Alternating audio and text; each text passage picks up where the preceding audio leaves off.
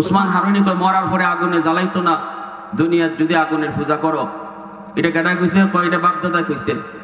তো তাহলে একটু দুনিয়াতেই দেখো না আগুনে তোমরা জ্বালাইবনি না জ্বালাইতো না মরার পরে, একটু টেস্ট করো। কয় কেমনে? কয় আঙ্গুলটা আগুনের ভিতরে দিয়া দেখো আগুনে আঙ্গুল জ্বালায়নি না জ্বালায় না। যদি আঙ্গুল না জ্বালায় তাহলে বুঝবা মরার পরেও জ্বালাইতো না, মায়া করব। আর যদি দুনিয়ায় তোমার আঙ্গুল জ্বালায় তাহলে বোঝা গেল এই 60-70 বছর 100 বছর ধরে যে তোমার বাপ দাদা আগুনের পূজা করে, আগুন তোমরা রূপে খুশি না, মরার পরেও ইচ্ছা মতো জ্বালাইব। ঠিক না? এত বছর ধরে যেহেতু আগুনের পূজা করতেছো, তে দুনিয়া তো অন্তত আঙ্গুলটারে রেহাই দেওয়ার কথা, তাইলে বুঝবাই মরার পরেও জ্বালাইতো না। অগ্নি পূজারীর দল কয় মৌলবী আগুনের স্বভাবটাই হলো জ্বালানো। আগুন তো চাইলেই জ্বালায় দেয়, আগুনে দিলে পরে সব জলে ছাই হয়ে যায়। আগুনের স্বভাবটাই হলো জ্বালানো। তুমি আমাদেরকে আগুনে পুড়ায় মারার জন্য বুঝি আসছ? উসমান হারুনি কয় না, আগুনের স্বভাবটাই জ্বালানো নয়। আগুনের স্বভাব যদি জ্বালানো হতো তাহলে ইব্রাহিম খলিল আগুনের ভিতরে, অথচ আগুন তার পশমটাও জ্বালাইল না। আগুনের স্বভাব জ্বালানো নয়। যদি আগুনের স্বভাবটাই হতো জ্বালানো তাহলে মূসা কালিমুল্লাহ তুর পাহাড়ে পুরা তুর পাহাড় জ্বলে ছাই ছাই হয়ে গেল, অথচ মূসা নবীর পশমটাও জ্বালাইল না। সুবহানাল্লাহ, আরো জোরে কর। এতে বোঝা গেল আগুনের স্বভাব জ্বালানো নয়। আগুন চাইলেই জ্বালাইতে পারে না, আগুন একজন মালিকের আদেশে চলে। মালিক যদি আদেশ দেয় তবেই আগুন জ্বালায়, মালিক যদি আদেশ না দেয় তাহলে আগুন জ্বালাইতে পারে না। এই কথা বলতে অগ্নি পূজারীরা কয় মৌলবী ইব্রাহিম বুঝি না, মূসাও চিনি না, বর্তমান লইয়া কথা কও। আমরা এখন আছি, এখন ওখানে যাও না। ইব্রাহিম তখন উসমান হারুনি কয় তাহলে বুঝি তোমরা বর্তমানেও দেখতে চাও? বলে হ, বর্তমানেও দেখতে চাই। সাথে সাথে আল্লাহর ওলি, সাথে সাথে আল্লাহর ওলি অগ্নি পূজারীদের একটা শিশু বাচ্চা কাছে আসিল। ওই বাচ্চাটারে কুলের মধ্যে লইয়া, একা নয়, শিশু বাচ্চাটারে কুলে লইয়া আল্লাহু আকবার কইয়া আগুনের ভিতরে ঢুকে পড়লেন। দাউ দাউ করে আগুন। অগ্নি পূজারীর দল রাম রাম রাম কে চিৎকার শুরু করলো। হায় রে, মৌলবী মরছে মরুক, মৌলবী জ্বলছে জ্বলুক, কিন্তু আমাদের শিশু বাচ্চাটার কি দোষ ছিল? খালকি ওয়া আহসানাল খালক ওয়া আজমালাল খালকি ওয়া আনওয়ারাল খালকি ওয়া আকমালাল খালক মিনাল হুসনি ওয়াস সিদারাতি ওয়াল বিলায়াতি ওয়াল হিকায়াতি ওয়াল হিদায়া ওয়াল আমানাতি ওয়াল ইমামা হুয়া উদওয়াতুন নুজমাতুন কুদওয়াতুন রুতবাতুন উসওয়াতুন হাসানা সাইদা ইলা সিদরাতিল মুনতাহা ফি লাইলাতিল মিরাজ ফি লাইলাতিল মিরাজ কাশাফাত দুজা সুম্মা দানা সুম্মা দানা সুম্মা দানা ফাতাদাল্লা فكان قاب قوسين أو أدنى صلى الله عليه وعلى آله وأصحابه وبارك وسلم تسليما كثيرا كثيرا أما بعد فأعوذ بالله من الشيطان الرجيم بسم الله الرحمن الرحيم মুহাম্মাদুর রাসূলুল্লাহ والذين معه أشداء على الكفار رحماء بينهم إلى آخر الآية. صدق الله مولانا العظيم وصدق رسوله النبي الكريم. وقال رسول الله صلى الله عليه وسلم: أصحابي كالنجوم بأيهم اقتديتم اهتديتم، أو كما قال النبي عليه الصلاة والسلام. اللهم صل على محمد وعلى آل محمد كما صليت على إبراهيم وعلى آل إبراهيم إنك حميد مجيد. اللهم بارك على محمد وعلى آل محمد كما باركت على إبراهيم وعلى آل إبراهيم إنك حميد مجيد. اے حبیب کبریا تم پر سلام، اے ہمارے دل ربا تم پر سلام. دل صدا کہتا رہا تم پر سلام، اے ہمارے دل ربا تم پر سلام. مسجد اقصی میں جملہ انبیاء، مسجد اقصی میں جملہ انبیاء مقتدی تھے اور بھی ہے تم مقتدا. مقتدی تھے اور بھی ہے تم مقتدا. اے حبیب کبریا تم پر سلام، اے ہمارے دل ربا تم پر سلام. دل صدا کہتا رہا تم پر سلام. মহব্বতের সাথে জবান খুলে অল্প সময় জিকির করি। রাজি আছেন সবাই ইনশাআল্লাহ? একটু জিকিরে আওয়াজ দেওয়া যাবে? যুবক ভাইরা কও, মুরব্বীদেরকে কয় না, যুবকরা কও, আওয়াজ দেওয়া যাবে? লা ইলাহা ইল্লাল্লাহ জুড়ে।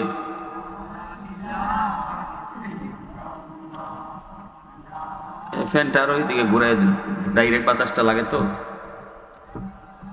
লা ইলাহা ইল্লাল্লাহ, লা ইলাহা ইল্লাল্লাহ। হয় নাই তো ভাই, জিকির করলে গুনাহ না সওয়াব? জিটকার মানুষ এটাও তন্ত জানেন, জিকিরে সওয়াব হয় না গুনাহ হয়? একটু আওয়াজ দেন, আওয়াজ। লা ইলাহা ইল্লাল্লাহ, লা ইলাহা ইল্লাল্লাহ।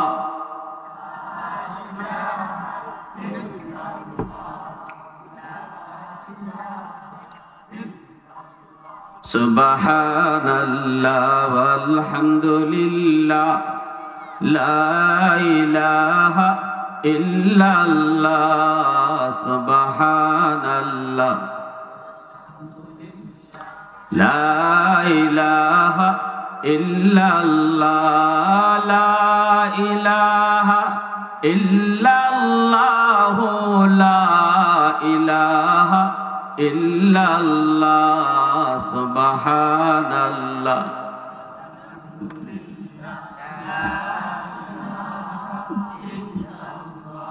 ये जिक्र खुदा दिल में सदा रखने दिया कर, ये जिक्र खुदा दिल में सदा रखने दिया कर, और नक्श खुदा दिल में जमा रखने दिया कर। क्या जाने हक इस्लाम है कोई फजल इलाही, हर वक्त दर कल्ब खला रखने दिया कर। मुर्शिद की नजर गज़्ब बसर से न होती है, क्या खुश नजरी खुश नजरी खुश नजरी है। क्या खुश नजरी खुश नजरी खुश नजरी है। दिल तूर के दिल जोर दिया सबका खुदा से, क्या दिल शिकानी दिल शिकानी दिल शिकानी है। क्या दिल शिकानी दिल शिकानी दिल शिकानी है। ला इलाहा इल्लाल्लाह। বন্ধ করছেন কেন? চালু করেন ফ্যানটা, একটু ঘুরাই দিয়ে নাকি পিছন দিকে দেন, হালকা বাতাস।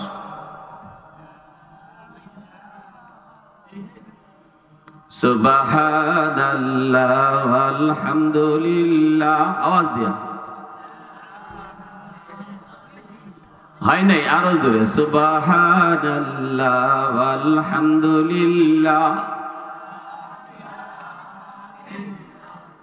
লা ইলাহা ইল্লাল্লাহ, লা ইলাহা ইল্লাল্লাহ, সুবহানাল্লাহ।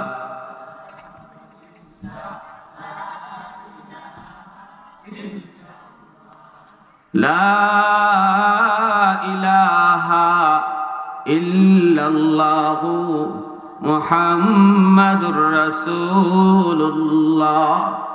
জোরে সুরে বলি সাল্লাল্লাহু আলাইহি ওয়াসাল্লাম।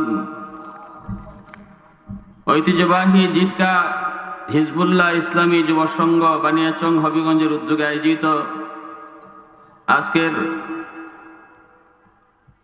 তাফসীরুল কুরআন মহাসম্মেলনের সম্মানিত সদরে ইজলাস সভাপতি মাওলানা মুখলিসুর রহমান সাহেব, সহ সভাপতি জনাব মোহাম্মদ নিম্বর আলী সাহেব, উপস্থিত জাতির বিবেক, জাতির কর্ণধার, এ জাতির সূর্য সন্তান উলামায়ে কেরাম, অত্র এলাকার মুরব্বিয়ান এজাম, কলিজার টুকরো যুবক, পর্দার আড়ালে পর্দানিশীন মা ও বোনেরা, আল্লাহ পাকের দরবারে হাজারো কোটি শুকর যে মালিক আমাকে আপনাকে এই মুহূর্তে দুনিয়ার সমস্ত ব্যস্ততা থেকে মুক্ত করে শুধুমাত্র কেবলমাত্র আল্লাহ এবং আল্লাহর রাসূলের মহব্বত আর ভালোবাসা অন্তরে নিয়ে কোরআন হাদিসের মাহফিলে আসার বসার কিছু দিনই কথা শোনার তৌফিক দিয়েছেন। এজন্য সবাই শুকরিয়াতান বলি আলহামদুলিল্লাহ। ইতিমধ্যে আপনারা আমার আলোচ্য বিষয় শুনেছেন, শানে সাহাবা, রাসূল সাল্লাল্লাহু আলাইহি ওয়াসাল্লামের সাহাবায়ে কেরামের শান মান মর্যাদা অত্যন্ত গুরুত্বপূর্ণ একটি বিষয়। আমি আমার বিষয়কে সামনে রেখে পবিত্র কোরআন এবং হাদিস থেকে কিছু আলোচনা আপনাদের সামনে পেশ করার চেষ্টা করব। আল্লাহ আমাকে ইখলাসের সাথে বলার এবং আমাদের সবাইকে আমলের নিয়তে শোনার তৌফিক দান করুন। সবাই বলি আমিন, আর জোরে বলি আমিন। মুআজ্জাজ হাজিরিন, এই যে যুবকরা একটা মাহফিলের আয়োজন করছে আপনাদের গ্রামে, এটা খারাপ করছে না বালা করছে? আওয়াজ আসতে কেন? জোরে কোন, খারাপ না বালা? যুবকরা মাহফিলের আয়োজন করে, যদি এই মাহফিল করতে তারা মুরব্বীদের কাছ থেকে উৎসাহ না পায়, গ্রামবাসীদের কাছ থেকে যদি উৎসাহ না পায়, তাহলে এই যুবকরা আগামীতে আর মাহফিল করবে না, গানের আয়োজন করবে, গানের। ঠিক না? কারণ যুব সমাজ তার যৌবনের চাহিদা হলো কোনো কাম করা। যুবক তার যৌবনের চাহিদা হলো দৌড় দেওয়া। কিন্তু এই দৌড়টা সে কোন দিকে দিবে, ভালো কাজের দিকে না মন্দ কাজের দিকে? এই বিষয়টা পিছন থেকে এলাকার মুরব্বীরা, গ্রামের লোকেরা, তার মা, তার বাবা, তার দাদা, তার চাচা, বড় ভাই, এই মানুষগুলি এই যুবককে কোন দিকে দৌড় দিবে এর রাস্তাটা দেখায় দিবে। যদি মুরব্বীরা যুবকদেরকে ভালো পথ না দেখান, ভালো কাজে উৎসাহ না দেন, তাহলে তার তো অভ্যাসই দৌড় দেওয়া, সে খারাপ কাজের দিকে দৌড় দিবে। ঠিক কিনা? মাতুন আপনার সাথে কথা কইবা তো, যদি কোন জানা হুজুর আপনি কথাটা আমরা বুঝে পড়ছে না, এটাও কইবা যে হুজুর না এই কথাটা মানতে পারলাম না। আর যদি কোন যে না কথাটা ঠিক, তাহলে ঠিক কইবা। চুপচাপ বইয়া আমার ওয়াজ উনলে হইতো না, আমিও ওয়াজ করতে পারতাম না, আপনারা কষ্ট হইব। কিছু হু হা জবাব দিবেন তো আমার কথা বলতে সহজ হবে। রাজি আছো যুবকরা ইনশাআল্লাহ? আলহামদুলিল্লাহ। প্যারে হাজিরিন, এই যে মানুষকে আল্লাহর দিকে ডাকা, মানুষকে আল্লাহমুখী করা, হেদায়েতের পথ, হেদায়েতের রাস্তা, শুধু নিজে একা হেদায়েত প্রাপ্ত হওয়া না, বরং আমার আরো মুসলমান ভাইদেরকে নিয়া সবাই মিল্লা হেদায়েতের পথে চলা, এই উদ্যোগটা আল্লাহর কাছে অনেক প্রিয়। যে মানুষ এই কাজ করে, আল্লাহর দিকে মানুষকে ডাকে, আল্লাহ পাক তার ডাকের উসিলায় কোনো একজন মানুষকেও যদি হেদায়েত দান করে, তার উসিলায় আল্লাহ যে ডাকছে তারও মাফ করে দিবে। কথাটা বুঝে আসছে ভাই? একজন মানুষ নামাজে যায়, যাবার সময় যদি কোনো একজন মানুষকে ডাক্কে নামাজে লইয়া যায়, তাহলে ওই নেওয়ার কারণে তার নামাজ আল্লাহর কাছে, শুধু মানুষটারে ডাক্কে নেওয়ার কারণে আল্লাহর কাছে তার নামাজ কবুল হয়ে যায়। জোরে কোন সুবহানাল্লাহ, আরো জোরে কোন সুবহানাল্লাহ। প্যারে হাজিরিন, এজন্য যুবকরা তারা কোনো কিছু না করলেও পারতো, কি দরকার ছিল, এরপরেও তারা চিন্তা করছে না এলাকাটা সুন্দর হোক, মানুষ নামাজি হোক, সন্তানগুলি মা ভক্ত হোক, বাপ মার কদর বুঝুক, যুবকগুলি গান বাজনা, নেশা, মদ, গাঞ্জা এগুলা যে হারাম, এগুলা যুবকরা বুঝুক, আমাদের সমাজটা সুন্দরভাবে চলুক, সবগুলি যুবক আদর্শ যুবক হোক, এই ফিকিরটা আজকের এই ইসলামী যুব সমাজের কলিজার ভিতরে আল্লাহ ঢুকাইয়া দিছে। ঠিক না? না করলেও তো পারতো, তারা কেউ কি বাধ্য করতো, কারণ মারতো কেউ, যে তোমরা ওয়াজ করাও না কেন লাগে, এজন্য কেউ মারতো রে কি ভাই, মারতো? বরং আমরা উল্টা দেখি, আরো ওয়াজ মাহফিলের আয়োজন করলে যুবকরা গাটে গিয়ে আরো বাধা খায়। যে লোকে উৎসাহ দেওয়ার কথা, এ পিছনে পিছনে আরো বদনাম করে।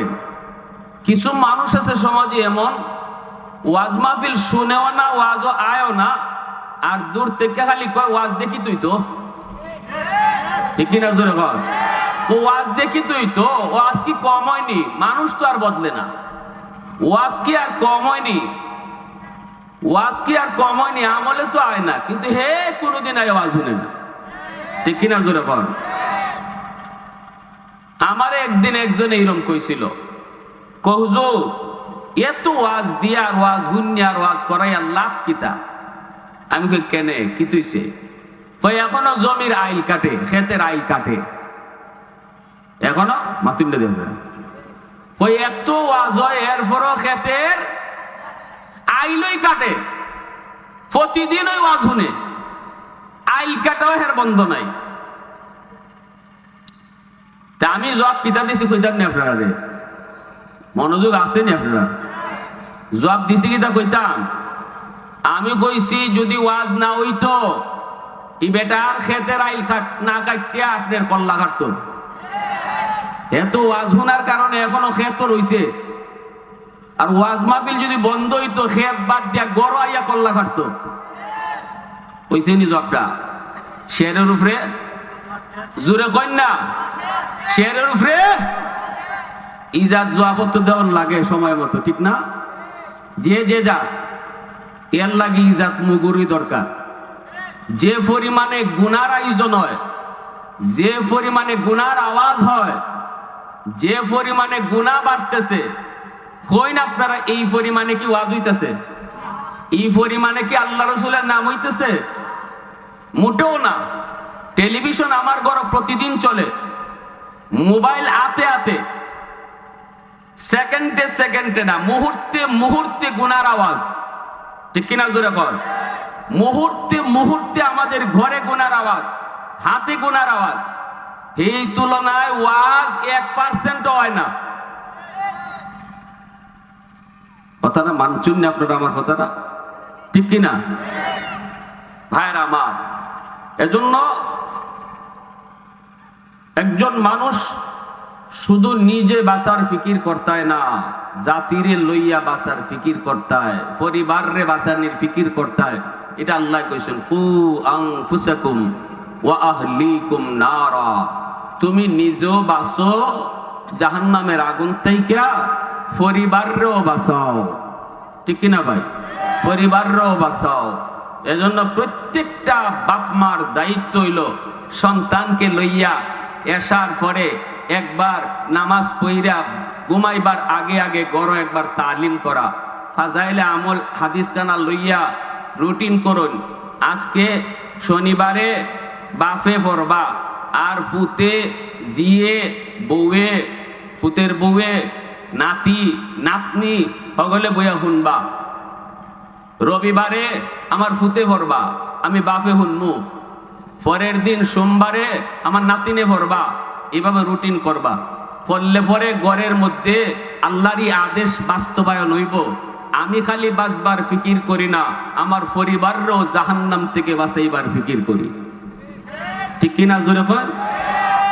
আসন্নি জিটকাত কিরম কোন মুসলমান গড়ে তালিম হয় আসার পরে পরিবারের সবরে লইয়া জিটকানা পুরা বাইনা শুন থানা মিলাইলো, খুঁজলো, বাটি চালান দিয়া দুই একজন মিলবো কিনা সন্দেহ আছে।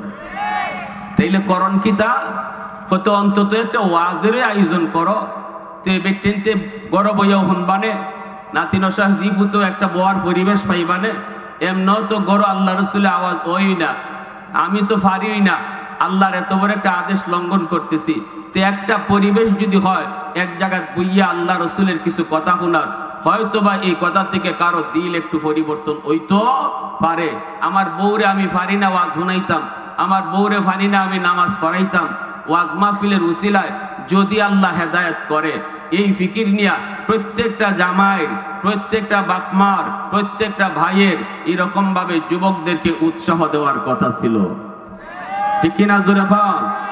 নিজে বাঁচার লাগি, নিজে বাঁচার লাগি, আল্লাহর কাছে জবাবদিহিতা থেকে বাঁচার লাগি যুবকরারে বেশি বেশি করে পয়সা দিয়া, পরামর্শ দিয়া, বাপরে তাড়াতাড়ি তোরা একটা ওয়াজ মাহফিলের আয়োজন কর, অন্তত আল্লাহরে কইমুনে আল্লাহ পরিবারে জাহান্নাম থেকে বাঁচাইবার চেষ্টা আমি একা একা পারছি না, গড় করতাম পারছি না, পরিবেশ পাইছি না। তবে যুবক পোলাইনদেরকে উৎসাহ দিয়া একটা মাঝে মাঝে ওয়াজ মাহফিলের আয়োজন করাইয়া জি পুত্রে একটু হুনাইবার ব্যবস্থা করছিলাম। আল্লাহ এতটুকু উসিলায় যদি মাফ করো, তাহলেও আল্লাহ মাফ করে দিতে পারে, ঠিক কিনা? একটা জবাব দেওয়ার সুরত হইব। আলহামদুলিল্লাহ। এজন্য আমার ভাইয়েরা যে যেখানে আসেন চলে আসেন, আপনাদেরকে ধন্যবাদ দেই। এজন্য আপনাদের মাহফিলটা অনেক সুন্দর একটা মাহফিল, অনেক সুন্দর।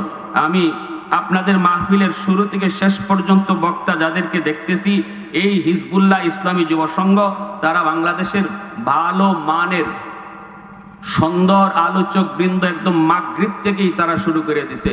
বহু প্রোগ্রামে আমরা দেখি এরকম, এই লিফলেটে যাদের নাম দেখতেছেন, নাসিরউদ্দিন আনসারী, বন্ধুবর শরীফুজ্জামান রাজীবপুরী, তারপরে শাইখুল হাদিস তাফহিমুল হক হবিগঞ্জি, শাইখুল হাদিস হাফেজ মাওলানা মুফতি আব্দুল বাতিন কাসিমি, এরকম এক একজন বক্তা কোন এক মাহফিলে শুধু একজনই রাখে। কয়জন রাখে যখন? এই যুবক বুঝছো, তোমরা এখানে যে আলী মিলাইছো, আলী কিতা মিলাইছো? আলী মিলাইছো, এই আলীর এক একজনরে লইয়া এক একটা প্রোগ্রাম হয়, যে প্রোগ্রামে হাজার হাজার মানুষ থাকে। আমি আমার কথা কই না, আমি ছাড়াও এখানে যে কজন আছে। এজন্য ধন্যবাদ যুবকদেরকে। কিন্তু গ্রামের মানুষ কতটুকু বুঝছে এটা আমি বুঝি না, যে তারা যে এত বড় একটা সুন্দর আয়োজন করছে, এই অনুভূতিটা গ্রামের মানুষের কতটুকু আছে এটা আমার বুঝে আসতেছে না। মাগরিবের পর থেকেই এরকম ভালো ভালো আলোচক তারা দিয়া দিছে, আর এই অনুভূতিটাই গ্রামের মানুষের আছে কিনা এটা আমার বুঝে পড়ে না। তারপরও ধন্যবাদ জানাই যুবকদেরকে। প্রাসঙ্গিক কিছু কথা বলে ফেললাম, মনে কষ্ট পাইছেন কি ভাই? কষ্ট পাইছেন? এইখানে একটা পানি বোতল দিও। আল্লাহ, হযরত উসমান হারুনি বহুত বড় আল্লাহর একজন ওলি, খাজা মঈনুদ্দিন চিশতি রহমতুল্লাহি আলাইহির পীর। খাজা মঈনুদ্দিন চিশতি রহমতুল্লাহি আলাইহির পীর এই খাজা উসমান হারুনি বহুত বড় বুজুর্গ, বহুত বড় আল্লাহওয়ালা। ওনার জীবনের এমনও কারামত আছে যে উনি নিজে আগুনও লাফ দিয়া ঢুকছেন, আগুন ওনারে ফুরাইছে না।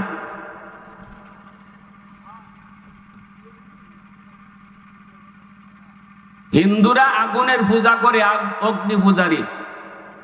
এই অগ্নি পূজারীরা আগুনের পূজা করে। উসমান হারুনি খাদেম নিয়ে যান, শীতের রাত, অজু করবেন, পানি গরম করা দরকার। খাদেমরে পাঠাইলেন, বাবা দেখতো কোথাও আগুন পাওয়া যায় কিনা। খাদেম যায় পাইলো, কিন্তু এই মানুষগুলো আগুনের পূজা করে। উসমান হারুনির খাদেম কয়, ভাই একটু আগুন দিবা? কয় কেন? কয় আমার পিসাবে অজুর পানি গরম করব।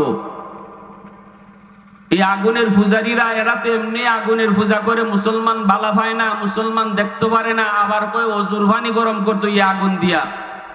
এরা কি আগুন দিবনি? হয় মে বাগো, আমরা করি আগুনের পূজা, আর তুমি আইছো তোমার হুজুরে এই আগুন দিয়ে নিয়ে অজুর পানি গরম করাইতা। যাও, আগুন নাই। খাদেম আয়াকে, হুজুর আগুন পাইছি কিন্তু দেয় না। কয় কেন? কয় এরা আগুনের পূজা করে। দেয় না কেন লাগে? কয় জানি না। উসমান হারুনি নিজে আইসই না, এখন ভাই দিবান একটু আগুন। কয় তোমার খাদিম রেই তো কইলাম দিমু না, আবার আইলা গেলে কষ্ট করিয়া। কয় দেও না, দিলে কি আগুন কমবনি? আমি আপনারা বাসায় মারতাছি, বুঝতে কোনো অসুবিধা হয়নি। আমরা তো সারা বাংলাদেশ ঘুরি, যেখানে যে তালি তালে মাতন লাগে। আমরা আমাদের এলাকার ভাষায় মাতি, বুঝতে তো কোনো সমস্যা নাই। এখন উসমান হারুনি যখন কইছেন আগুন নিলে কি কমবনি, আগুনের পূজারীরা কয় কমব কি বাড়বো এটা বুঝি না, তবে তোমারে দিতাম না। কেন লাগি? কয় আমরা আগুনের পূজা করি, আগুন আমরার দেবতা, আগুন আমাদের ভগবান। উসমান হারুনি কয় আগুনের পূজা কেন লাগি করো?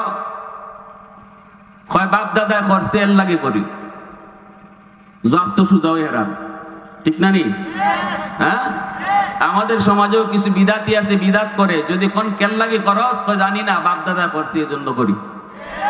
কয়নি না? কয় না? কয় কিতাবের নাম কইলা? কয় কিতাব হইলে বাপ দাদা করছে এই জন্য করি। ইটা হইল আর কিতাব। ইটা হইল ওই মুশরিকদের কথা, কাফির কুফফারদের কথা, বাপ দাদা করছে এই জন্য করি। উসমান হারুনি কয় বাপ দাদা কেন লাগে আগুনের পূজা করছে? কইটা তো জানি না, তবে যদ্দূর জানি, যদ্দূর শুনছি, দুনিয়ার যদি কেউ আগুনের পূজা করে, তাহলে মরার পরে বলে আগুনে তারে জ্বালাইতো না, মায়া করব। উসমান হারুনি কয় এখানে কথা কেউ না, এখানে দাঁড়ায় কেউ কথা কেউ না, এখানে কেটে দাও।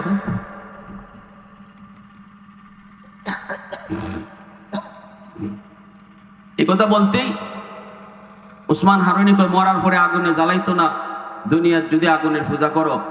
এটা কেটা কইছে? কয় এটা বাপদাদা কইছে। তো তাহলে একটু দুনিয়াতেই দেখো চাই না আগুনে তোমরা জ্বালাইবনি না জ্বালাইতো না, মরার পরে একটু টেস্ট করো। কয় কেমনে? কয় আঙ্গুলটা আগুনের ভিতরে দিয়া দেখো, আগুনে আঙ্গুল জ্বালায়নি না জ্বালায় না। যদি আঙ্গুল না জ্বালায় তাহলে বুঝবাই মরার পরেও জ্বালাইতো না, মায়া করব। আর যদি দুনিয়ায় তোমার আঙ্গুল জ্বালায় তাহলে বোঝা গেল এই 60-70 বছর 100 বছর ধরে যে তোমার বাপ দাদা আগুনের পূজা করে, আগুন তোমরা রূপে খুশি না, মরার পরেও ইচ্ছা মতো জ্বালাইব, ঠিক না? এত বছর ধরে যেহেতু আগুনের পূজা করতেছো, তে দুনিয়া তো অন্তত আঙ্গুলটারে রেহাই দেওয়ার কথা, তাইলে বুঝবাই মরার পরেও জ্বালাইতো না। অগ্নি পূজারীর দল কয় মৌলবী আগুনের স্বভাবটাই হলো জ্বালানো, আগুন তো চাইলেই জ্বালায় দেয়, আগুনে দিলে পরে সব জলে ছাই হয়ে যায়, আগুনের স্বভাবটাই হলো জ্বালানো। তুমি আমাদেরকে আগুনে পুড়ায় মারার জন্য বুঝি আসছ? উসমান হারুনি কয় না, আগুনের স্বভাবটাই জ্বালানো নয়, আগুনের স্বভাব যদি জ্বালানো হতো তাহলে ইব্রাহিম খলিল আগুনের ভিতরে, অথচ আগুন তার পশমটাও জ্বালাইল না। আগুনের স্বভাব জ্বালানো নয়, যদি আগুনের স্বভাবটাই হতো জ্বালানো তাহলে মূসা কালিমুল্লাহ তুর পাহাড়ে পুরা তুর পাহাড় জ্বলে ছাই ছাই হয়ে গেল, অথচ মূসা নবীর পশমটাও জ্বালাইল না। সুবহানাল্লাহ, আরো জোরে কর। এতে বোঝা গেল আগুনের স্বভাব জ্বালানো নয়, আগুন চাইলেই জ্বালাইতে পারে না, আগুন একজন মালিকের আদেশে চলে, মালিক যদি আদেশ দেয় তবেই আগুন জ্বালায়, মালিক যদি আদেশ না দেয় তাহলে আগুন জ্বালাইতে পারে না। এই কথা বলতে অগ্নি পূজারীরা কয় মৌলবী ইব্রাহিম বুঝি না, মূসাও চিনি না, বর্তমান লইয়া কথা কও, আমরা এখন আছি, এখন ওখানে যাও না। ইব্রাহিম তখনই উসমান হারুনি কয় তাহলে বুঝি তোমরা বর্তমানেও দেখতে চাও? বলে হ, বর্তমানেও দেখতে চাই। সাথে সাথে আল্লাহর ওলি, সাথে সাথে আল্লাহর ওলি অগ্নি পূজারীদের একটা শিশু বাচ্চা কাছে আসিল, ওই বাচ্চাটারে কুলের মধ্যে লইয়া, একা নয়, শিশু বাচ্চাটারে কুলে লইয়া আল্লাহু আকবার কইয়া আগুনের ভিতরে ঢুকে পড়লেন। দাউ দাউ করে আগুন, অগ্নি পূজারীর দল রাম রাম রাম কে চিৎকার শুরু করলো। হায় রে, মৌলবী মরছে মরুক, মৌলবী জ্বলছে জ্বলুক, কিন্তু আমাদের শিশু বাচ্চাটার কি দোষ ছিল? তারে কেন আগুনের ভিতরে নিয়ে গেল, তারে কেন পুরায় মারলো? কিন্তু সবাই হঠাৎ আগুনের ভিতরে যখন নজর দেয় রে যুবক, তাকায় দেখে উসমান হারুনি ওই শিশুটারে লইয়া আগুনের ভিতরে খেলা করেন, চুমা খান, আদর দেন, আগুন আগুনের মতো করে লাফায়া লাফায়া উপরে উঠে, অথচ তাদের গায়ে টাচ করে না। আর একটু জোরে করুন না সুবহানাল্লাহ। मैं तालिब मौला हूँ मेरे इश्क़ निराला,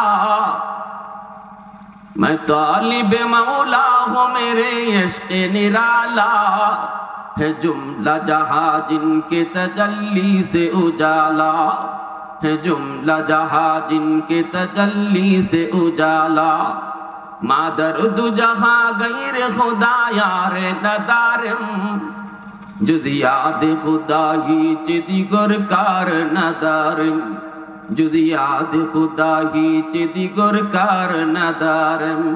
মুসলমানের আওয়াজে বলেন আল্লাহু আকবার। আমার ভাইয়ের বন্ধুর যুবক, এই ওসমান হারুনি তিনি আগুনের ভিতর থেকে আবার বাচ্চা নিয়ে লাফ দিয়া বের হয়ে আসলেন। এইবার অগ্নি পূজারীরা কয় হায় হায়, এতদিন পর্যন্ত আমরা কাকে ভগবান বললাম? আগুন তো ভগবান নয়, আগুনের চেয়ে বড় ভগবান হলো যারে আগুন জ্বালায় নাই। হইছে নি কাম? হ্যাঁ, এরা তো কোনো কিছুরে অবাক কিছু দেখলেই ভগবান কইতে দেরি হয় না। বট গাছের বয়স কত? কয় 100 বছর, কয় এইটাই ভগবান, ঠিক কিনা?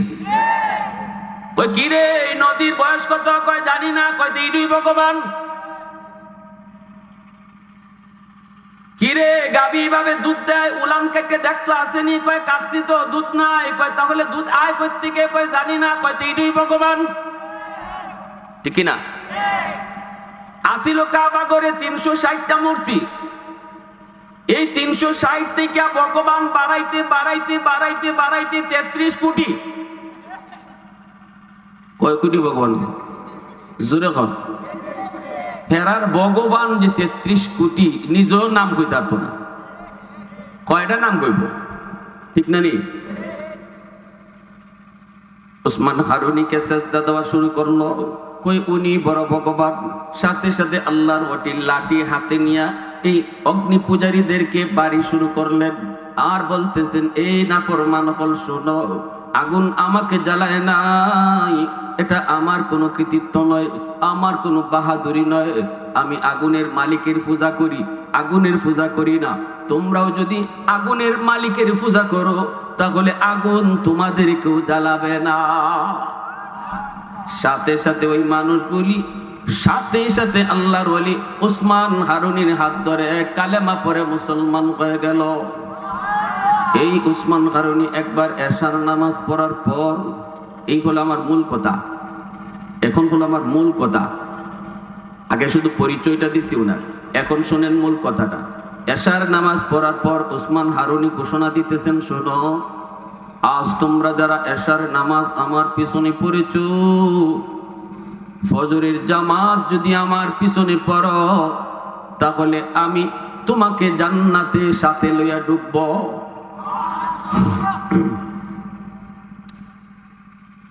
ফজরের নামাজ যারা আমার পিছনে পড়বা, আমি উসমান হারুনি কথা দিলাম, ওয়াদা দিলাম, তোমাকে নিয়ে জান্নাতে ডুববো।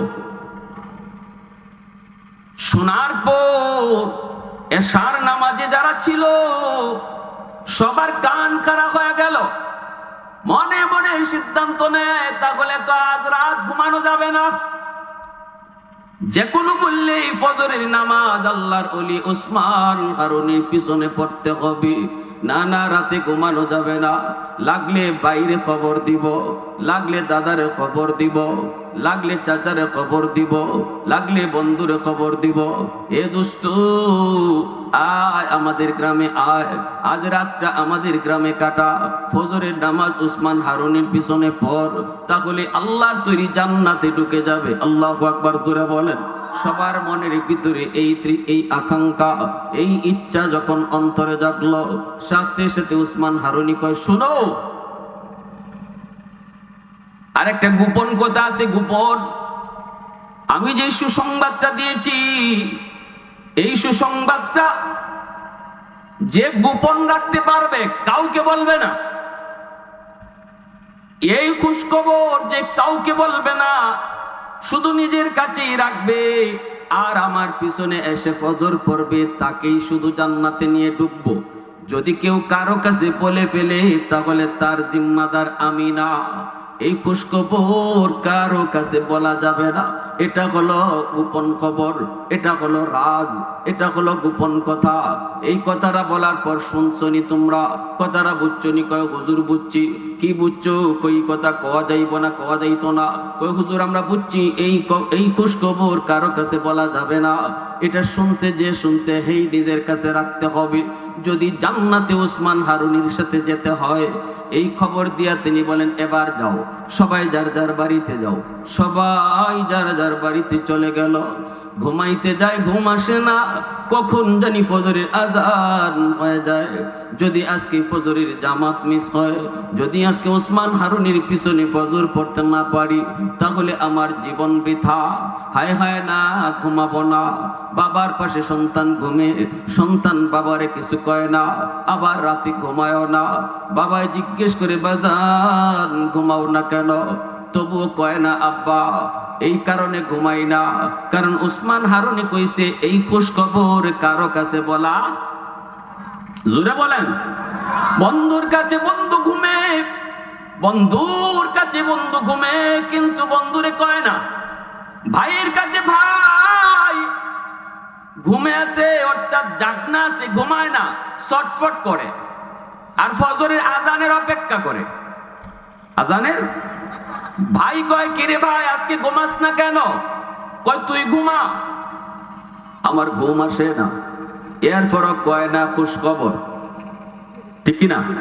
কারণ এটা রাজ, এটা গোপন, এটা কারো কাছে বলা যাবে না। ফজরের আজান হলে পরে সবাই দল বেঁধে মসজিদে চলে আসলো। উসমান হারুনি ফজরের নামাজ পড়ালেন। নামাজ পড়ে উসমান হারুনি পিছনের দিকে তাকায় দেখেন মসজিদ ভরপুর মুসল্লি। আল্লাহু আকবার, জোরে কন্যা। বারান্দায় তাকায় দেখেন বারান্দা ভরপুর মুসল্লি। রাস্তার দিকে তাকায় দেখেন পুরা রাস্তা ভরপুর মুসল্লি। ফজরের জামাতে এশার নামাজে এত মানুষ ছিল না, এশার নামাজে এত মানুষ ছিল না। ফজরে ডাবল যুগ হয়ে গেছে। এই মানুষগুলোকে গোপন খবর, এই খুশ খবর সাথে গোপন খবর কে জানাইলো? উসমান হারুনি দাঁড়ায় গেলেন। নামাজ পড়ে তিনি দাঁড়ায় বলেন, বলো গতকাল এশা, গত রাত এশার নামাজ আমার পিছনে কারা কারা পড়ছো? যারা যারা পড়ছে সবাই হাত উঠালো। উসমান হারুনি বলতেছেন, আমি একটা খুশ খবর দিছিলাম, মনে আসেনি? কয় হ, মনে আছে। হাত উঠাইছে যেই মানুষগুলা এরা সংখ্যায় কম, আর যারা হাত উঠাইছে না অর্থাৎ এশার নামাজ পড়ছে না এরা সংখ্যা ডাবল। উসমান হারুনি কয়, আমি একটা খুশ খবর দিয়েছিলাম, মনে আসেনি? কয় হ হুজুর, মনে আছে। কি খুশ খবর? খবর হলো আপনার পিছনে ফজরের নামাজ পড়তে পারলে আজ রাত আপনার পিছনে যারা ফজরের নামাজ পড়বে আপনি তাকে নিয়ে জান্নাতে ঢুকবেন। কয় হ, ভালো কথা, মনে আছে তো? কয় হ। আর কোনো কথা কইছিলাম নি? কয় হ, আর একটা কথা কইছিলেন। বলে কি? এই কথাটা গোপন, কারো কাছে বলা যাবে না, এটা নিজের কাছে রাখতে হবে। যদি কেউ কারো কাছে বলে তাহলে সে জাহান্নামে যাবে। খালি জিম্মাদারি না, যে কইব জাহান্নামে যাইব। বলে হ হুজুর, এই কথাটাও আমরা শুনছি। তাহলে এত মানুষ আসলো কোত্থেকে? এই মানুষগুলিরে কে খবর দিল, কে কইল? যারা এশার নামাজে হাজির তারা হাত উঠায় কয়, হুজুর কসম খোদার আমি কইছি না। ভাইয়ের কাছে ঘুমন্ত ছিলাম, ভাইকে বলি নাই। আরেকজনে কয়, হুজুর বন্ধুর কাছে ঘুমন্ত ছিলাম, বন্ধুকে বলি নাই। ঘুমাই নাই, সারা রাত জাগনা ছিলাম, ফজরের আপনার পিছনে পড়ব এজন্য ঘুমাই নাই, জাগনা ছিলাম। ভাই বলেছে বাইরে বল কেন ঘুমাও না, এরপরও ভাইকে বলি নাই। বন্ধু বলেছে বন্ধু কেন ঘুমাও না, এরপরও বলি নাই। আরেকজনে কয় আব্বার কাছে ঘুমাইছি, এরপরও আব্বাকে বলি নাই। বাপে কয় সন্তানের কাছে ঘুমাইছি, এরপরও সন্তানকে আমি বলি নাই। হুজুর আপনার কথা আমি রাখছি, আমি কিন্তু এই কাম করি নাই, আমি কিন্তু এই কাম করি নাই। সবাই কইলেইছে করি নাই। একজন মানুষ এশার জামাতে হাজির ছিল, হাত উঠাইছে, কিন্তু এই মানুষটা এখনো কোনো কথা কয় না। মসজিদের ভিতরে রুমালটা এরকম ডাইকা মাথা নিচের দিকে দিয়ে বসা, অথচ সে এশার জামাতে ছিল, হাত উঠাইছে। এই মানুষটা কিছুই কয় না। উসমান হারুনির নজর পড়লো তার দিকে, ডাক দিয়ে বলতেছেন, কে মিয়া তুমি? মাথাটা তুলো। কে তুমি? মাথাটা তুলো। মাথাটা তুলছেন উসমান হারুনি। কয় সবাই কইল কয় নাই, গোপন কথা কাউকে কয় নাই। তুমি কেন কিছু বলো না? বলো তুমি তাহলে কইছো নাকি?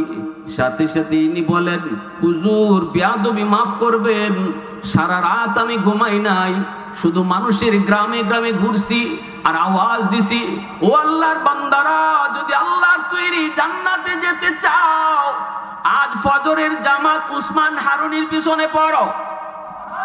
একটু আওয়াজ দিয়া কও না সুবহানাল্লাহ। আল্লাহর তৈরি জান্নাত যদি পেতে চাও উসমান হারুনির পিছনে ফজর পড়ো। আমি গ্রামের মানুষকে জানায় দিছি, পাশের গ্রামের মানুষকেও জানায় দিছি। আমার এলান শোনার পর মানুষগুলা তারা সবাই জামাতে শরীক হয়েছে। সাথে সাথে উসমান হারুনি কই, কেন রে বাজান তুই এই কাম কেন করলি? আমি যে বলছি গোপন কথা কারো কাছে বলা যাবে না, বললে পরে জাহান্নামে যেতে হবে। তাহলে এমন কাম তুমি কেন করলা? নিজে জাহান্নামে যাওয়ার বুঝি বড় শখ, কেন তুমি এই কাজ করছো? সাথে সাথে ইনি বলতেছে হুজুর আমি চিন্তা করে দেখলাম, যদি আমি এই গোপন কথা কারো কাছে না কই, আমি একাই শুধু জান্নাতে যাই, আর আল্লাহর হাজারো বান্দা বান্দি জান্নাতে যাওয়ার সুযোগ থেকে বঞ্চিত হয়। আর আমি যদি এলানটা জানায় দেই, হাজারো মানুষ জান্নাতে যাওয়ার পথ পায়, আমি একা জাহান্নামে যাই। নিজে প্রশ্ন করলাম, এ আল্লাহর বান্দা বল কি করবি? নিজে জান্নাতে যাবি নাকি আল্লাহর হাজারো বান্দার জান্নাতের ব্যবস্থা করবি? আল্লাহু আকবার। শুধু নিজে বাঁচার ফিকির করবে নাকি পরিবার পরিজন আত্মীয় স্বজন ভাই বেরাদর বন্ধু বান্ধব তাদেরকেও জান্নাতে যাওয়ার ব্যবস্থা করবি? আমার মন কয় না, নিজে বাঁচার ফিকির শুধু না, ওদের ফিকির করো, আল্লাহর অন্য বান্দাদের ফিকির করো। ওগো আল্লাহর বলি, আমি আমার মনকে বললাম, হাজারো আল্লাহ তার বান্দাকে জান্নাতে পাইয়া আমি একা, আমাকে আল্লাহ পাক জাহান্নামে একা দিয়া যদি আল্লাহ খুশি থাকে, আমি খুশি আছি। আল্লাহু আকবার। আমি একজন জাহান্নামে যাব, হাজারো বান্দা বান্দিকে জান্নাতে পৌঁছায় দিব। এতে যদি আল্লাহ আমারে জাহান্নামে দিয়ে খুশি থাকে, আমি জাহান্নামে আল্লাহকে খুশি রাখতে রাজি আছি। এই কথা বলতি উসমান হারুনি লাভ দিয়ে দৌড় দিয়ে আইসে বুকে জড়ায় কয়, বাবা আয় আয়, আমি তোমাকেই খুঁজতেছিলাম। ইনি আর কেউ নন, ইনি হলেন খাজা মঈনুদ্দিন চিশতি রহমাতুল্লাহি আলাইহি। মুসলমানের আওয়াজে সুবহানাল্লাহ। মিয়া वहदत की हिफाजत नहीं बेक़ुव्वत बाज़ो, वहदत की हिफाजत नहीं बेक़ुव्वत बाज़ो, आती नहीं कुछ कमी हाक़िल खुदा दाद, आती नहीं कुछ कमी हाक़िल खुदा दाद। ऐ मर्द खुदा तुझको क़ुव्वत नहीं हासिल, जा बैठ किसी गार में अल्लाह का कर याद, जा बैठ किसी गार में अल्लाह का कर याद। ये सच है कि बातिल की तरफदार नहीं हम, गद्दार न समझो गम गद्दार नहीं हम, गद्दार न समझो गम गद्दार नहीं हम। फूलों की तो रहनुम मिजाज अपना है नाज़ार, हम तेरी नहीं नेज़ा वो तलवार नहीं हम, हम तेरी नहीं नेज़ा वो तलवार नहीं हम। যুবকরা একটু আওয়াজ দিয়া কও আল্লাহু আকবার। জিটকার যুবকদের আওয়াজ আমার পছন্দ হয়েছে না, একটু আরো জোরে আল্লাহু আকবার। মুসলমানের আওয়াজে আল্লাহু আকবার। ভাইরা বন্ধুরা, এই উসমান হারুনি খাজা মঈনুদ্দিন চিশতিকে বুকে জড়ায় নিলেন। বাবা আমি পরীক্ষা করেছিলাম, পরীক্ষা কে শুধু নিজে জান্নাতে যাইতে চায়, আর কে শুধু নিজে না গোটা সমাজ লইয়া জান্নাতে যাওয়ার ফিকির করে। এই পরীক্ষায় তুমি পাশ করেছো, আল্লাহু আকবার বল না। আমি বৃদ্ধ হয়ে গেছি, অসুস্থ হয়ে গেছি, আমি আমার খেলাফত তোমাকে আমি বুঝাই দিলাম। আল্লাহু আকবার। এজন্য বলি যুবকরা আজকে যে উদ্যোগটা নিছি এটা খারাপ না ভালো?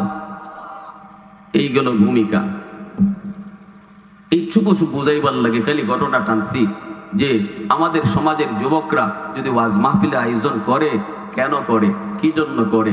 এই যুবকদের আয়োজনের দ্বারা যদি কোনো একজন মানুষও আল্লাহর পথে চলে আসে, হেদায়েত পায়, নামাজি হয়ে যায়, তাহলে এই মাহফিল সার্থক। আর এই উসিলায় আল্লাহ যারা আয়োজন করে তাদেরকেও আল্লাহ কবুল করে নেয়। আমার ভাইরা বন্ধুরা জন্য বলছি, শুনেন, আমার আলোচ্য বিষয় সাহাবা। সাহাবা হলেন আল্লাহর নবীর সাহাবী, নবীজির সাহাবী, আল্লাহ পাক রব্বুল আলামিন সাহাবায়ে কেরামের সম্মানের কথা কোরআনের পাতায় পাতায় আল্লাহ উল্লেখ করেছেন। আল্লাহু আকবার, জোরে বলেন। কোরআনুল কারীমের পাতায় পাতায় নবীর সাহাবীদের সম্মান, নবীজির সাহাবীদের সম্মান। উলাইকাল্লাযীনা ইমতাহানাল্লাহু কুলুবাহুম লিত্তাকওয়া। সাহাবী কে হয়? সাহাবী কে হয়? আমলের দ্বারা সাহাবী হওয়া যায় না। বেশি বেশি নফল নামাজ পড়ার দ্বারাও সাহাবী হওয়া যায় না। বেশি বেশি রোজা রাখার দ্বারাও সাহাবী হওয়া যায় না। বেশি বেশি তাসবিহ তাহলিল জিকির আজকার করার দ্বারাও সাহাবী হওয়া যায় না। ওলি হওয়া যায় বেশি বেশি নফল বন্দেগী করার দ্বারা। মঈনুদ্দিন চিশতি হওয়া যায়, আব্দুল কাদের জিলানী হওয়া যায়, কিন্তু নবীর আদনা থেকে আদনা একজন সাহাবী আমলের দ্বারা হওয়া যায় না। তাহলে সাহাবী কেমনে হয়? সাহাবী কেমনে হয়? কই সাহাবী হয় আল্লাহ নিজে নির্বাচনের দ্বারা। এটা কার নির্বাচন? জোরে বলেন কার? আল্লাহ নিজে নির্বাচন করেন। আল্লাহর হাজারো বান্দা বান্দির ভিতর থেকে, হাজারো কোটি বান্দা বান্দির ভিতর থেকে কাকে আল্লাহ পাক পছন্দ করবেন এটা আল্লাহর ইখতিয়ার। যাকে আল্লাহ পছন্দ করেন তাকেই নবীর সাহাবী বানান। আল্লাহু আকবার, আরো জোরে করুন আল্লাহু আকবার। উলাইকাল্লাযীনা ইমতাহানাল্লাহু কুলুবাহুম লিত্তাকওয়া। আল্লাহ কয় আমার নবীর সাহাবী হতে চাও, দাখিলা দাও, দাখিলা। কয় কি? কয় ইন্টারভিউ লাগবে। আমার নবীর সাহাবী হইতে গেলে ইন্টারভিউ লাগবে। ইন্টারভিউ কিসের ইন্টারভিউ? কয় মুখেরও না, লিখনিও না, হাতের লিখনির দ্বারা ইন্টারভিউ না, মৌখিক কোনো ইন্টারভিউ না। ইন্টারভিউ হবে কলবের ইন্টারভিউ, হৃদয়ের ইন্টারভিউ। আল্লাহ পাক ইমতিহান নিবেন, আল্লাহ পরীক্ষা করবেন কলব। আল্লাহ পাক লিখিত কোনো পরীক্ষাও নেন না, আল্লাহ পাক মৌখিক কোনো পরীক্ষাও নেন না। সাহাবী বানাইতে আল্লাহ পাক রব্বুল আলামিন পরীক্ষা নেন কলবের, পরীক্ষা নেন কলবের। এই কথাটাই আল্লাহ কোরআনের মধ্যে বলেছেন, উলাইকাল্লাযীনা ইমতাহানাল্লাহু কুলুবাহুম লিত্তাকওয়া। আমার নবীর সাহাবী যারা হইছে তারা কলবের পরীক্ষা দিয়া আমার হাবিবের সাহাবী হইছে। জোরে কোন সুবহানাল্লাহ। সাহাবী বানানো হইছে কেমনে? তাদের কলবের পরীক্ষায় তারা পাশ করেছে। আবু জাহেল হাজির হইছে, হযরত ওমর হাজির হইছে। নবীর দোয়া, আল্লাহ দুই ওমরের কোন এক ওমরকে দিয়ে তুমি ইসলামের শক্তি বাড়াও। আবু জাহেল অথবা ওমর, এই দুইজনের কোন একজনকে দিয়ে তুমি ইসলামের শক্তি বাড়াও। দুজন এইবার প্রার্থী। কি প্রার্থী? কই নবীর সাহাবী হওয়ার প্রার্থী। এইবার আল্লাহ পাক কয় আবু জাহেল তুই আয় পরীক্ষা দে। আবু জাহেল পরীক্ষা দিছে, কলবের পরীক্ষায় ফেল করেছে। আর আল্লাহর নবীর সাহাবী ওমর পরীক্ষা দিয়েছেন কলবের পরীক্ষায় তিনি পাশ করে সাহাবী হয়েছে। আল্লাহু আকবার, জোরে করুন আল্লাহু আকবার। আমলের দ্বারা যেমন নবী হওয়া যায় না, আমলের দ্বারা সাহাবী হওয়া যায় না। নবীও আল্লাহর নির্বাচন, সাহাবীও আল্লাহর নির্বাচন। আল্লাহ যারে পছন্দ করে তারই নবী বানায়, আল্লাহ যারে পছন্দ করে তারই নবীর সাহাবী বানায়। বেশি বেশি নফল নামাজ রোজা ফইরা বেশি থেকে বেশি ওলি হওয়া যায়। মঈনুদ্দিন চিশতির দরজা আল্লাহ বন্ধ করে নাই, আব্দুল কাদের জিলানীর দরজা আল্লাহ বন্ধ করে নাই, শায়েখে হবিগঞ্জির দরজা আল্লাহ বন্ধ করে নাই। এখনো শায়েখে হবিগঞ্জি রাহিমাহুল্লাহর মতো বুজুর্গ আল্লাহ পাক জমিনে জন্ম দিতে পারে। আব্দুল কাদের জিলানীর মতো জিলানী এখনো দুনিয়া আসার সুযোগ আছে। কিন্তু আমার নবীর আদনা থেকে আদনা একজন সাহাবী এই জমিনে আর হওয়ার সুযোগ, জোরে বলেন না মিয়া, কত উঁচু মাকাম। এজন্য আল্লাহ পাক রব্বুল আলামিন জায়গায় জায়গায় বলেছেন তোমরা ঈমান আনো, আমার নবীর সাহাবীদের মতো ঈমান আনো, আমার নবীর সাহাবীদের মতো ঈমান আনো। কারণ তাদের ব্যাপারে আল্লাহর সুসংবাদ, পবিত্র কোরআনে আল্লাহ পাক তাদের ব্যাপারে সুসংবাদ, রাদিয়াল্লাহু আনহুম ওয়া রাদু আন। আল্লাহ বলেন আমি আল্লাহ তাদের উপরে খুশি, তারাও আমার উপরে রাজি। আল্লাহু আকবার, জোরে বলেন। সাহাবীদের উপরে আল্লাহ নিজে রাজি, সাহাবীরাও আল্লাহর উপরে রাজি। সুবহানাল্লাহ। এত দামি এত সুসংবাদগুলো আল্লাহ পাক দিয়েছেন। উলাইকা হুমুস সাদিকুন, উলাইকা হুমুল মুফলিহুন, উলাইকা হুমুল মুমিনুন হাক্কা। কত কত সুসংবাদ। আল্লাহ পাক নবীর সাহাবীদের ব্যাপারে দিয়েছেন। ভাইরা বন্ধুরা জন্য শুনো, এ যুবক, নবীর সংখ্যা যত, সাহাবীদের সংখ্যাও তত। ১.৫ লক্ষ নবী আর সাহাবায়ে কেরাম তারা ১.৫ লক্ষ। আল্লাহু আকবার জোরে বলেন। নবীর সংখ্যা ১.৫ লক্ষ, সাহাবীর সংখ্যাও ১.৫ লক্ষ। ভাইরা বন্ধুরা, নবী নির্বাচন যেই পদ্ধতিতে, সাহাবী নির্বাচন একই পদ্ধতিতে। নবী হয় আমলের দ্বারা নবী হওয়া যায় না, সাহাবীও আমলের দ্বারা হওয়া যায় না। অনেকগুলা দিক নবীদের সাথে সাহাবীদের মিল রয়েছে। ১০ জন সাহাবী, ১০ জন নবী যেমন তারা বড়, সাহাবীদের ভিতরে ১০ জন এরকম বড়। ভাইরা বন্ধুরা, সর্বলাইনে বিভিন্ন লাইনে সাহাবীদের সাথে নবীগণের একটা মিল রয়েছে। আল্লাহ পাক রব্বুল আলামিন পবিত্র কোরআনুল কারীমের মধ্যে তাদের প্রশংসার কথা জায়গায় জায়গায় আল্লাহ বলেছেন। আল্লাহ পাক জায়গায় জায়গায় বলেছেন। দেখেন না, রমজানের রোজার ব্যাপারে একটা ঘটনা বলি, রমজান মাসের রোজার ব্যাপারে একটা ঘটনা বলি। রমজান মাসে সারাদিন রোজা রাখার পর যদি আমরা ইফতার করি কোন সময়? কয় মাগরিবের আজানের সময়, ঠিক না? ইফতার করি কোন সময়? পবিত্র কোরআন সূরাতুল বাকারার মধ্যে এসেছে। আল্লাহ পাক রব্বুল আলামিন এই যে আমরা ইফতার করি, ইফতার করার পর আমরা ইফতার করব, ইফতার করার পর আবার সারা রাত খাই। সারা রাত মামা তো না, জিটকার মানুষে অন্যভাবে খায়। কোন সময় পর্যন্ত খাই? সেহরির ফজরের নামাজের আগ পর্যন্ত খাওয়ান যায়, ঠিক না? কিন্তু ইসলামের শুরুতে রোজার বিধান এমন ছিল না।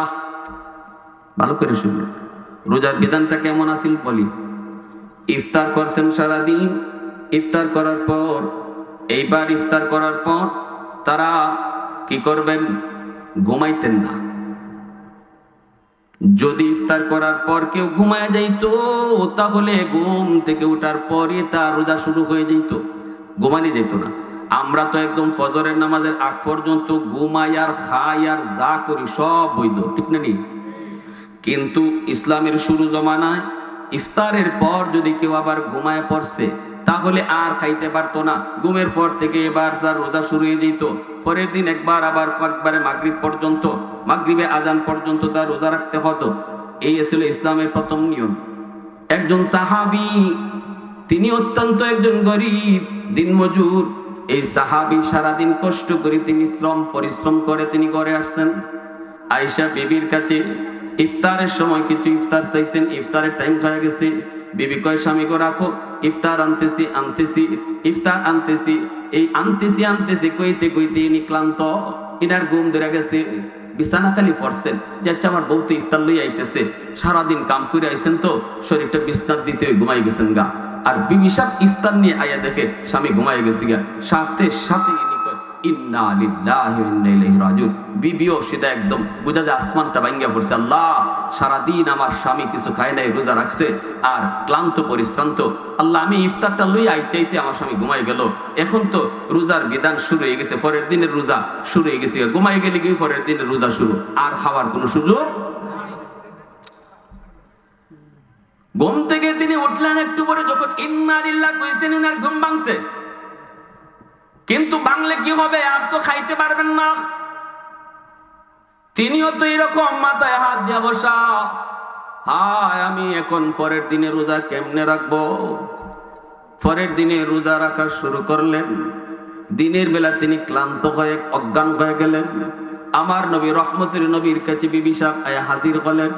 নবী গো, আমার স্বামী এরকম একজন দুর্বল মানুষ, এই দুর্বল মানুষ এরকম একটা ঘটনা করে ফেলছে, ঘুমায় গেছে ইফতার আনতে আনতে। এই অবস্থায় ইনি তো দুর্বল, বেহুশ হয়ে গেছে রোজা রাখতে গিয়া।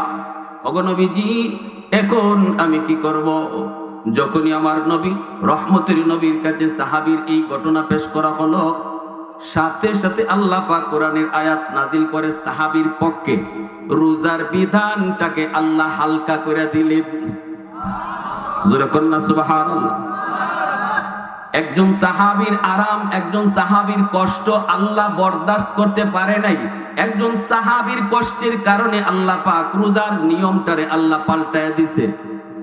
এইবার আল্লাহ কয়, বন্ধু তোমার উম্মতকে জানায় দাও, না ঘুমাইলে পরে যে পরের দিনে রোজা শুরু, এই আইন আমি আল্লাহ বাতিল করে দিলাম। এখন ইফতার করার পর থেকে নিয়ে সেহরি পর্যন্ত ঘুমাক আর সজাগ থাকুক, সারা রাত তারে খাওয়ার সুযোগ দিলাম। জোরে কোন সুবহানাল্লাহ, আরো জোরে কোন সুবহানাল্লাহ। বেলাল হাবশী রাদিয়াল্লাহু তাআলা আনহু, উমাইয়ার গোলাম। এই বেলাল তিনি তো হাবশার মানুষ, কালো মানুষ, চেহারার কোনো সুরত নাই, নিজে গোলাম, বাপ গোলাম, উমাইয়ার গোলাম বেলাল। এই বেলাল মায়ার নবীর হাতে কালেমা পড়ে মুসলমান হলেন। উমাইয়ার নির্যাতন শুরু হয়ে গেল, উমাইয়ার নির্যাতন শুরু হয়ে গেল, মক্কার উশৃঙ্খল যুবকদের নির্যাতন শুরু হয়ে গেল। মক্কার উত্তপ্ত মরুভূমির ভিতর, এই উত্তপ্ত মরুভূমির উপরে জ্বলন্ত আংরা বিছাইয়া, এই আংরার মধ্যে বেলালকে শোয়া দেওয়া হতো, বুকের উপরে পাথর চাপা দিয়ে রাখতো। বেলাল এরপরও শুধু আহাদ আহাদ বলতেন, আমার আল্লাহ এক, আল্লাহ এক, আল্লাহ এক, এই বলে বলে জিকির করতেন। উমাইয়া বারবার বলতো, বেলাল আল্লাহ নাম সার, আমার দেবতার নাম মুখ দিয়ে বের কর, নইলে কিন্তু তোর মরণ কোনো ভাবি আমি তোরে বাঁচাইয়া রাখবো না। আবু জাহেল সহ সমস্ত বেঈমানগুলি তামসা দেখে, বেলাল তিনি তো গোলাম, তিনি তো গোলাম। বাইরা বন্ধুরা, এজন্য ওদের কাছে কোনো দাম নাই। বেলাল যখন আহাদ আহাদ শুধু আল্লাহর জিকির করে, তখন এই জিব্বাটা বের কইরা, এই জিব্বার মধ্যে উমাইয়া আর আবু জাহেল মক্কার কাফের গুলি ফেরেক মাইরা দিছে, ফেরেক। এই যে জিব্বা দিয়ে তুই আল্লাহ নাম মারি জিকির করবি, যে জিব্বা দিয়া মুহাম্মদের নাম বলবি, এই জিব্বা রাখবো না, ফেরেক মেরে দিল। আবু বকর সিদ্দিক রাদিয়াল্লাহু তাআলা আনহু, তিনি দেখতেছেন বেলালের শরীর থেকে রক্ত বেয়ে বেয়ে পড়ে, জমিন ভিজে যায়, তবু মুখ থেকে আল্লাহ নাম ছাড়ে না, আহাদ নাম মুখ থেকে ছাড়ে না। আবু বকর কানে কানে কয়, বেলাল বেলাল, এ বেলাল, প্রাণ বায়ুটা তো বের হয়ে যাবে। দুশ্মনগুলি যেভাবে তোরে মারে, অন্তত এদেরকে খুশি করার জন্য একবার হলো এদের দেব দেবতীর নাম বলে দে। আরে জান বাঁচানোর জন্য মিথ্যা কথা বলা জায়েজ আছে, এই সময়টাতে তুই ওদেরকে খুশি করে দে, অন্তত জানটা বাঁচুক। অন্তরের ভিতরে তো আল্লাহ আছে, মুখে ওদেরকে একটু খুশি করে দে। বেলাল আবু বকর সিদ্দিকের ডাক দিয়ে কই, আবু বকর, জিব্বা চলে গেছে, জিব্বার আগাটা নাই। এই ভাই আবু বকর, আমি যদি চেষ্টাও করি, আমার মুখ থেকে আল্লাহ ছাড়া দেব দেবতীর নাম বলবো, আমি চাইলেও আমার মুখ দিয়া দেবতার নাম বের হয় না। আরেকটু আস্তে কোন সুবহানাল্লাহ। আবু বকর ডাক দিয়ে, নবী গো, আপনার বেলাল উমাইয়া মেরে ফেলবে, উশৃঙ্খল যুবকগুলি মেরে ফেলবে। ওগো নবীজি, যদি অনুমতি দেন আমি বেলালকে কিনে আনবো, উমাইয়ার কাছ থেকে আমি কিনে আনবো। নবী কই, আবু বকর, বেলালকে যেই পয়সা দিয়ে তুমি কিনবা, আমি নবীরও কিছু পয়সা নিও। কিয়ামতের মাঠে যেন আমি আল্লাহকে বলতে পারি, মালিক, তোমার বেলালকে যেই পয়সা দিয়ে আবু বকর কিনছে, এই পয়সা আমি নবীরও কিছু পয়সা ছিল। কারণ আমি নবী জানি রে আবু বকর, আমি নবী জানি ওই বেলালের দাম আল্লাহর দরবারে কি পরিমাণ। আল্লাহু আকবার। ছিলেন তিনি গোলাম, সাহাবী হওয়ার পরই হয়ে গেলেন কত দামি। আল্লাহ নবী রহমতের নবী কয়ে, যাও 10 দিরহাম লইয়া তিনি আসলেন, টাকা না টাকা বেশি নিয়ে আসছেন। আয়েশা উমাইয়াকে বলতেছেন, উমাইয়া একটু বল, বেলালকে বিক্রি করবি নি? উমাইয়া কয়, বিক্রি করে দিব। এটা আমার কোনো কথাই শোনে না, কোনো কাম করে না, শুধুমাত্র তোমার নবীর নাম লয় আর শুধু এক আল্লাহর নাম জপে, এর রাইকে কোনো লাভ নাই। জানে মেরে ফেললো, মনে হয় আল্লাহ নাম ছাড়বে না, দরকার নাই, 2-1 পয়সা পাইলে আমি পাইলাম, নেও তুমি লয়ে দাও। আবু বকর কয়, দাম কত তুই ক? উমাইয়া কয়, দেলাও 10 দিনার। আবু বকর কয়, নে 10 দিনার নে। চাইছে কত? জোরে মাতই। আবু বকর দিছেন কত? আমরা বাজারও ঘাটো একজনে যদি দাম কয় গরুটার দাম কত, কইব 40,000 নাহলে 70,000। যে দাম চায় এই দামে কোনো কেউ নেয়, একটু দামাদামি করে না? হ্যাঁ, যে বেসন্যা কেউ বুঝে এই দামে নিত না, একটু বাড়ায় চায়। তো উমাইয়াও একটু বুঝে শুনে একটু দাম বাড়ায় চাইছিল, একটু বাড়াই চাই, যতই চাই দেলাই মনে, এটা যদি আমার কোনো কাম হয় না। আবু বকর কই নে তোর 10 দিনার। উমাইয়া কই কিরে আবু বকর, তোরে চালাক মনে করতাম, আমি চাইছি 10 দিনার, তুই দিয়েও দিলে 10 দিনার। আরে তুই যদি 1 দিনারও কইতি তবু আমি বেলালকে দিয়া দিতাম, কারণ এই বেলালের দাম আমার কাছে 1 পয়সাও না। সিদ্দিক আকবর বলে উমাইয়া শুন, এ উমাইয়া শুন, রতনে রতন চিনে। যুবক আওয়াজ দাও না কেন? এ উমাইয়া শুন, মানিকে মানিক চিনে, রতনে রতন চিনে। আমি আবু বকর বেলালকে চিনি, তুই কি বেঈমান বেলালকে চিনতে পারো নাই? আমি ঠকি নাই, তুই ঠকছো। আবু বকর কয় আমি ঠকি নাই, তুই ঠকছো। আজ যদি বেলালের দাম 10 দিনার না 100 দিনারও চাইতি, আমি আবু বকর 100 দিনার দিয়েও বেলালকে কিনে নিতাম। মুসলমানের আওয়াজে সুবহানাল্লাহ। এই বুঝো বুঝো, কে সেই বেলাল? একজন গোলাম, কোনো মূল্য ছিল না, রাখালি করতো, ছাগল হয়ে গেলেন নবীর সাহাবী। কেমন দামি হয়ে যেতেছেন! আল্লাহু আকবার।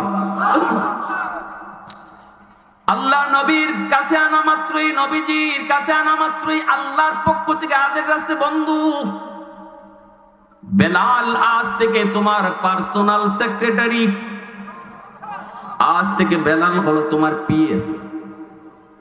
বন্ধু তোমার সাথে কেউ যদি দেখা করতে চায় বেলালের পারমিশন লাগবে। আল্লাহু আকবার, জোরে বলেন। এজন্য আবু বকর সিদ্দিক রাদিয়াল্লাহু তাআলা আনহুর মতো সাহাবীও নবীর সাথে দেখা করতে বেলালের পারমিশন লাগতো। আল্লাহু আকবার। হযরত ওমরের মতো লোক নবীর সাথে দেখা করতেও আবু বকর সিদ্দিকের মতো লোক, ওমরের মতো লোক বেলালের পারমিশন নিয়ে নবীর সাথে দেখা করতে হতো। এরপরে মসজিদে নববীর ইমাম নবী, মুয়াজ্জিন কে হবে? আল্লাহ কয় বন্ধু ওই কালো বেলাল হবে তোমার মুয়াজ্জিন। বাড়াইতেছে কে দাম? জোরে কও। রমজান মাস, আমার নবী রহমতের নবী সেহরি খান, বেলাল আজান দিয়া দিবেন ফজরের, সেহরির টাইম শেষ। বেলাল মনে মনে ভাবতেছেন যে দেখি আমার নবী সেহরি খায় শেষ করছেন নি। আয়েশা দেখেন নবী এখনো খানা খান, নবীর পাশে একজন মানুষ বসা। আল্লাহর নবীকে বেলাল ডাক দিয়ে কই নবী গো সেহরির টাইম শেষ, আর খানা খায়েন না। নবী কই ঠিক আছে তুমি যাও। বেলাল চলে গেলেন। একটু পরেই বেলাল আবার আসলেন, কই দেখি গিয়া নবী খানা খাওয়া শেষ করছেন নি। আয়েশা দেখেন নবী এখনো সেহরি খাইতেছেন। মুয়াজ্জিন সাহেব দ্বিতীয়বার এলান দিয়ে যায়, নবী গো। মুয়াজ্জিন সাহেব ইমাম সাহেবরে কইতেছে হুজুর সেহরির টাইম শেষ তো, খাওয়ান বন্ধ করুন। আল্লাহর নবী মুস্কি হাসি দিয়া কয় বেলাল ঠিক আছে শুনছি, যাও। সুবহানাল্লাহ কইতেন না? বেলাল চলে গেলেন। তৃতীয়বার ফাইনাল আজান দিয়া দিবেন, আর একবার কাটায় কাটা লাগিয়ে গেছিয়া কই দেখি কি আমার নবী খাওয়া শেষ করছেন নি। আয়া দেখেন নবী এখনো খানা খাইতেছেন। নবীজির পাশে একজন অচেনা মানুষ। দরজা থেকে বেলাল এইবার নবীকে কি কইবেন? বেলাল তখন আওয়াজ দেয়া কয় নবী গো, গল্লার নবী খোদার কসম সেহরির টাইম শেষ। যেই মাত্র বেলাল কইছে খোদার কসম সেহরির টাইম শেষ, তখনই মায়ার নবী কয় ইন্না লিল্লাহ, আমার বেলাল কসম খেয়ে ফেলছে, তাড়াতাড়ি খানা গোটাও। নবীজি দস্তর খানা গোটায় ফেলছেন, মুখের খানা নবী ফালাইয়া দিছেন, পানিটা পর্যন্ত নবী আর খান নাই। ফজরের ইমামতি নবী করলেন, মিম্বরে বৈশা নবী কয় সাহাবীরা সামনে আসো। কই আমার বেলাল সামনে আসো। বেলাল সামনে আসলেন। সাহাবীরা শোনো, বেলাল আজ আমাকে যায়া সেহরির টাইম শেষ শেষ শেষ 3 বার কইছে। আমি তখনও খানা খাই। ফাইনাল যখন কইছে শেষ, তখন কয় কসম খোদার নবীকে সেহরির টাইম শেষ। এবার তোমরা শোনো, 2 বার আমি গিয়া কইছে সেহরির টাইম শেষ, আমি খানা বন্ধ করি নাই। ও বেলাল কেন বন্ধ করি নাই? তোমার মনের ভিতর প্রশ্ন, আমার সাহাবীরাও তোমরা শোনো। আমার পাশে যে বসা ছিল লোকটারে চিনোনি? বেলাল কয় না গো নবী, চিনি না। নবী কই ইনি আর কেউ নন, ইনি হলেন জিব্রাইল আমিন। তুমি যখন প্রথমবার যা কইছো নবী গো সেহরির টাইম শেষ, জিব্রাইল আমাকে কইতেছে না গো নবী সেহরির টাইম আরো আছে, আপনি খানা খান। দ্বিতীয়বার যখন যা কইছো সেহরির টাইম শেষ, তখনও জিব্রাইল কয় না গো নবী আল্লাহ আমারে জানাইছে সেহরির টাইম আরো আছে, আপনি খানা খান। তৃতীয়বার যখন তুমি যা কইছো নবী গো সেহরির টাইম শেষ খোদার কসম, তখনও জিব্রাইল কয় নবী গো সেহরির টাইম আরো কিছু সময় বাকি ছিল, কিন্তু আপনার বেলাল কসম খেয়ে ফেলছে। কসম, এই কসমের ইজ্জত রক্ষার জন্য আল্লাহ পাক টাইম রে অফ করে দিছে। আরো আস্তে কইন সুবহানাল্লাহ, আরো আস্তে কইন সুবহানাল্লাহ। শানে সাহাবা দিছেন, আর কি শুনবেন? এ আল্লাহর গোলাম